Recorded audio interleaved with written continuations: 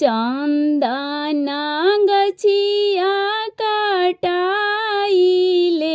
आसन बनाइले हो। चन्दना गछिया काटाइले आसन बनाइले हो। ताही आसन बैठले महादेव डमरू बजावले हो। ताही आसन बैठले महादेव डमरू बजावले हो। काई देखी हंसले हरिसिया तो काई देखी कालसावनु हो। काई देखी हंसले हरिसिया तो काई देखी कालसावनु हो। काई देखी हंसले महादेव डमरू बजावले हो। काई देखी हंसले महादेव डमरू बजावले हो। जाटा देखी हंसले हरिसिया तो मौरी देखी कालसावनु हो।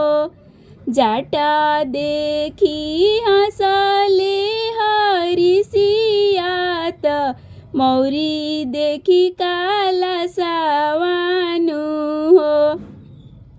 गौरा देखी हंसले महादेव डमरू बजावले हो। गौरा देखी हंसले महादेव डमरू बजावले हो। काई देखी हंसले नगावा तो काई देखी डमरुआना हो। काई देखी हंसले नगावा तो काई देखी डमरुआना हो। काई देखी हंसले बसाहत मने मने बिहसले हो। काई देखी हंसले बसाहत मने मने बिहसले हो। रूप देखी हंसले नगावत भाव देखी डमरुआना हो।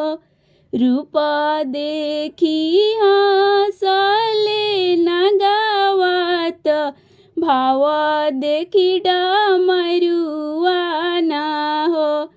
जोड़ी देखी हंसले बसावत मने मने बिहसले हो। जोड़ी देखी हंसले बसावत मने मने बिहसले हो। चन्दना गछिया काटाइले तया सन बनाइले हो। चन्दना गछिया काटाइले तया सन बनाइले हो। ताही आसन बैठले महादेव डमरू बजाव